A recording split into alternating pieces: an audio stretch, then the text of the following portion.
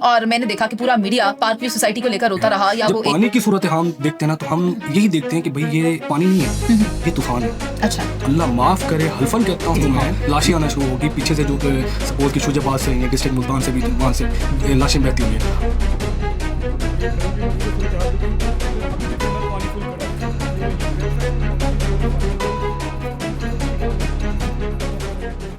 السلام علیکم ناظرین، میں ہوں آپ کے ساتھ منیز معین. آپ نے بھی دیکھا کہ پاکستان کتنے برے طریقے سے سیلاب کی لپیٹ میں آیا، کتنی تباہ کاریاں ہوئی.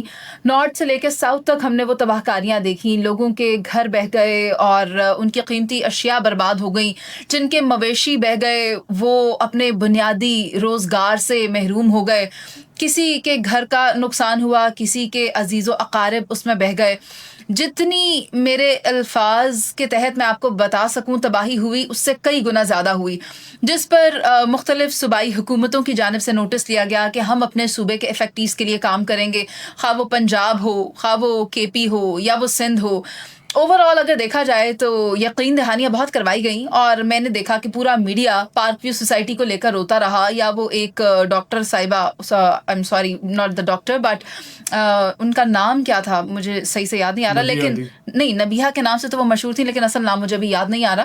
تو میں کہنا یہ چاہ رہی ہوں کہ ہم ان یوز لیس ایشوز میں پڑ گئے جو اصل میں ایشوز نہیں تھے، اور جو ایشوز ہیں وہ ہیں ان لوگوں کی مدد کرنا، ان کی مدد کو آنا. حکومت کی جانب سے جو دعوے کیے گئے تھے کہ اگر کسی کے مویشی بہ گئے ہیں ان کو پیسے دیے جائیں گے، کسی کا گھر تباہ ہوا ہے اس کو بھی کسی طرح فیسیلیٹیٹ کیا جائے گا، کسی کی زرعی زمین برباد ہو گئی ہے، اس کا اناج خراب ہو گیا تو اس کو بھی مالی امداد فراہم کی جائے گی.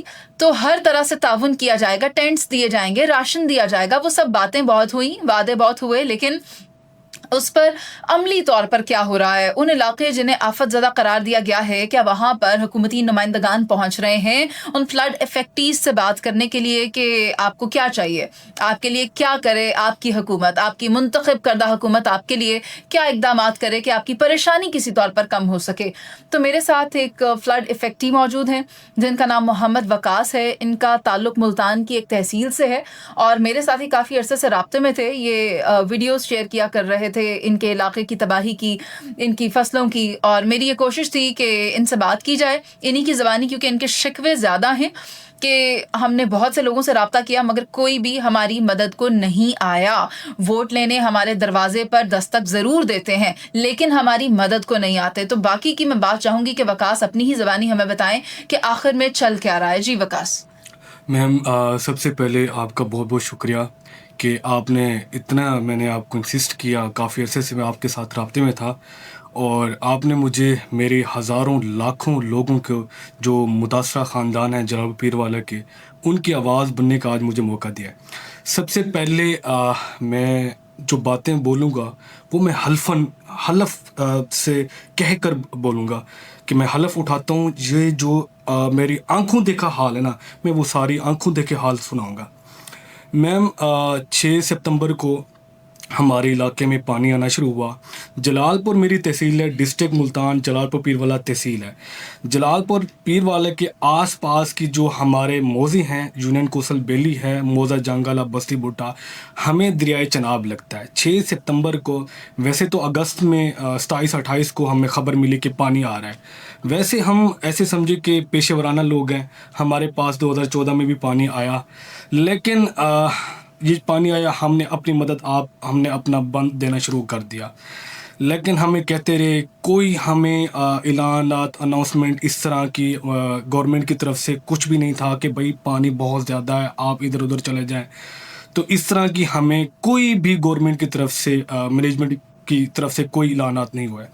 آخر کار 6 کو پانی آ جاتا ہے. جب ہم پانی کی سچویشن دیکھتے ہیں تو ویسے ہمارے جو گھر ہیں 15-15 20-20 فٹ پہ ہیں، اوپر ہیں. جب پانی آنا شروع ہوتا ہے، جو ہمارے دریائے چناب کے بالکل آس پاس آدھا کلومیٹر پہ ہمارے گاؤں ہیں، ہمارا گاؤں 1.5 کلومیٹر پہ ہے. جب پانی کی صورت ہم دیکھتے ہیں نا تو ہم یہی دیکھتے ہیں کہ بھئی یہ پانی نہیں ہے، یہ طوفان ہے. اچھا. اللہ معاف کرے، حلفاً کہتا ہوں میں، یہ پانی نہیں ہے، طوفان ہے. پانی اس صورت حال میں آیا ہے کہ पहले दिन जैसे ही पानी आया उसने घरों को ख़त्म करना शुरू कर दिया। अच्छा, घरों को ख़त्म करना शुरू कर दिया, मवेशी ख़त्म हो गए, लोगों के घर ख़त्म हो गए। अब लोगों के पास चारा नहीं है कि वो किधर जाएं। 2014 में सैलाब आया, सैलाब 3 दिन पानी खड़ा रहा, सैलाब का जो पानी है 3 दिन खड़ा रहा, 3 दिन चौथे दिन पानी उतरना शुरू हो गया। लोग इस खुशफहमी में बैठे थे कि भाई पानी आएगा, 2 दिन 3 दिन खड़ा रहेगा, पानी उतरना शुरू हो गया। लेकिन ऐसा नहीं हुआ। इस पानी का प्रेशर ही इतना, इसने पहले दूसरे दिन बताना शुरू कर दिया कि भाई मैं तूफान हूँ, मैं बहुत ज्यादा तूफान हूँ, मैं आपकी जाने लेके इसके जाऊंगा। अंदर डेब्रिस मौजूद था ना, जो कि मवाद होता है जो भारत की जानिब से जब छोड़ा गया, तो उसके अंदर दरख्त भी थे और मलबा भी था, तो वो तो तबाही पैदा करता है। खौफ, लाशें आना शुरू हो गई। अच्छा, लाशें पीछे भी से, थी। हाँ, लाशें आना शुरू हो गई पीछे से, जो सपोज कि शुजाबाद से आई हैं, डिस्ट्रिक्ट मुल्तान से भी, वहाँ से लाशें बहती हुई है। अब सूरत हाल यही है, हमने मुल्तान 1122 को कॉल करना शुरू कर दी। जो मेरे ताल्लुक में थे, कोई एडीसी था, कोई डीसी साहब थे, कोई एसी साहब थे, कोई लाहौर के थे, मैंने उनको कॉल करना शुरू कर दी कि भाई हम लोग पहले इसमें थे कि पानी को कोई ज़्यादा ख़तरा नहीं है, पानी नीचे खड़ा रहेगा, 2 दिन 3 दिन बाद उतरना शुरू हो जाएगा। मैंने कॉल शुरू कर दी कि भाई हमें कश्तियाँ दें। वल्लाह बाखुदा आप मानेंगे कि लोग बेयारो मददगार अपने घर में बैठे रहे, उनके वो खुद आंखों से देख रहे हैं, उनकी दीवारें गिर रही हैं, उनके कमरे गिर रही हैं, वो मलबे के ऊपर बैठे हैं 1-1 हफ्ते से, 10-10 दिन से। अबे हमें 10 दिन बाद रेस्क्यू किया गया, वो भी एक प्राइवेट कश्ती है। ये जैसे कश्ती घर से रवाना हुई है, अब मेरी फैमिली भी है, मेरी भाभी भी हैं, मेरी मम्मा भी हैं, मेरी खाला भी हैं, मेरे चाचू भी हैं, हम बैठे हैं। थोड़ा सा जैसे सफ़र किया है, 200 मीटर का सफ़र किया, कश्ती ख़राब हो गई। फिर आपकी कश्ती जैसे खराब हो कि अब हमने वो सोटियों की मदद से हम 2 किलोमीटर उस कश्ती को लेके गए, कड़कती धूप में हम उसे लेके गए, हम मुल्तान चले गए। अब सिचुएशन ये है कि लोग बिल्कुल ख़त्म हो गए हैं, लोगों की फसलें तबाह हो गई हैं। अब जलालपुर पीरवाला वो इलाका है कि आपका जो आम है वो इधर से आता है, आपका एक्सपोर्ट सारा मैंगो इधर से आता है, जलालपुर। वो कहते होंगे आम का सीजन खत्म हो गया, कहते होंगे, लेकिन वो आपका मैंगो ख़त्म, जब जो मैंगो का एक दरख्त है 10 से 15 साल का, जिसे हम एक छोटे बच्चे की तरह उसको हम परवरिश करते हैं, उसकी हम परवरिश करते हैं, वो अब इस पानी में, क्योंकि पानी 20 से 25 दिन खड़ा रहा है। ये पानी नहीं था, ये तबाही थी। ये तो तबाही थी। अब हमारे 10 साल वाले, 15 साल वाले जो दरख्त हैं वो ख़त्म हो गए, हमारी सड़कें ख़त्म हो गई, हमारे स्कूल ख़त्म हो गए, लोगों की फसलें तो गई। अब लोगों के पास सबसे मेन चीज़, कोई कैंप्स नहीं है, लोगों के पास कोई राशन नहीं है। ऐसे इलाके भी वहाँ पे मौजूद हैं। अभी तक मैं वहाँ पे सर्वे करके आ गया हूँ, जैसे मैंने सूरत हाल वहाँ पे देखी, औरतें रो रही हैं, बच्चे रो रहे हैं कि भाई हमारे पास। अब आप मुझे ये बताएं, ये तो सारी कसम पुरसी की जो सूरत हाल है वो तो आपने मुझे बताई, आपने अपनी मदद के तहत कहाँ कहाँ राब्ता किया और क्या आपने गुजारिशात की, अपने लोगों की क्या बातें आगे रखी और किसने आपकी बात पे कान धरे? मैंने इनडायरेक्ट हमारे जो MNA हैं उनसे रब्ता करने की कोशिश की है, डायरेक्ट नहीं इनडायरेक्ट, और जनाब मूसा गिलानी साहब से भी मैंने रब्ता किया है, और यूसुफ रज़ा गिलानी साहब के जो स्टाफ है मैंने उनसे रब्ता किया है, क्योंकि मुल्तान में तो उनकी मौजूदगी है। लेकिन वो हमारे MNA नहीं है, लेकिन मैंने रब्ता करने की कोशिश की है कि भाई आप लोग चेयरमैन सेनेट हैं, उनके साहबजादे हैं, आपके पास 4 सीटें हैं, आप पाकिस्तान की नुमाइंदगी करते हैं, तो भाई हम भी पाकिस्तानी हैं, हमारा भी कोई हक बनता है, हम इस टाइम बेजारू मददगार हैं, आप हमारा सहारा बने। तो मैंने उनसे बार बार रब्ता करने की कोशिश की, मैंने एक बल्कि आपके थ्रू मैंने, आपने बोला कि वो आपसे रब्ता करने की कोशिश करते हैं, लेकिन 1.5 महीना हो गया, अभी तक उन्होंने मुझसे किसी किस्म का कोई रब्ता नहीं किया।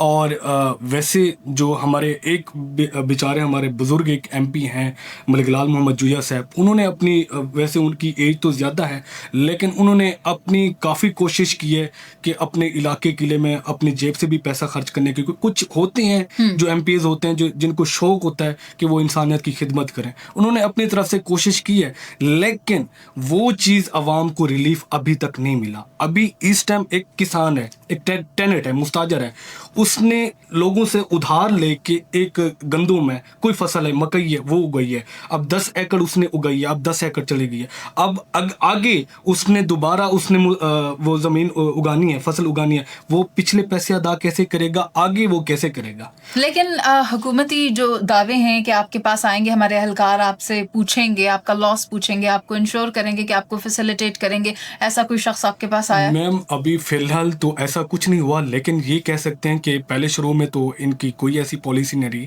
کوئی ایسے لوگ نہیں ہیں, لیکن ابھی پچھلے کوئی 15-20 دن سے سروے ان کے گھروں کے ہونے شروع ہوئے ہیں. ابھی سننے میں آ رہا ہے, میں نے تو ابھی میں 5-6 دن سے لاہور میں ہوں, سننے میں آ رہا ہے کہ میری بستی کے بھی 5-6 نام کوئی آئے ہیں, کسی کو 3 لاکھ دیا جا رہا ہے, کسی کو 5 لاکھ. لیکن میں آپ کو تھوڑا سا آپ کو فیکٹس بتا دوں کہ یہ اسسٹنٹ کمشنر جلال پور پیروالا کی بھی رپورٹ ہے, میں ڈان نیوز کے بھی, اب 3 لاکھ سے بھی زیادہ 3 لاکھ سے زیادہ جو لوگ بے گھر ہوئے ہیں, 3 لاکھ سے زیادہ مویشی ادھر ادھر ہوئے ہیں. اب 41, یہ تو آفیشلی رپورٹ ہے, ویسے تو اس سے زیادہ ہوں گے. ٹھیک ہے. اب ابھی جو سروے ہو رہا ہے حکومت کی طرف سے, جو سروے ہوا ہے, ٹوٹلی سروے ابھی تک جو ہوا ہے 35,000 جو گھر ہیں نا وہ ختم ہو گئے ہیں, ڈسٹروائے ہوئے ہیں 35,000, اور جو اینیمل ہیں 321 ہیں. ٹھیک ہے. اور جو آپ کی فصلیں ہماری تحصیل جلال پیروالا کی ڈسٹروائے ہوئی ہیں وہ 54,033 ایکڑ ہیں. اب ابھی تک تقریباً کوئی 26 موزے, اس میں تقریباً کوئی 5-6 یونینز آ جائیں گی, وہ آ جائیں گی جو کہ ابھی جن کا سروے ہونا ہے. یہ ابھی تک یہ ڈان کی بھی رپورٹ ہے, یہ میری اپنی رپورٹ نہیں ہے, یہ ڈان کی بھی ہے اور یہ اس کی بھی رپورٹ ہے تحصیل ہیڈ کوارٹر کی.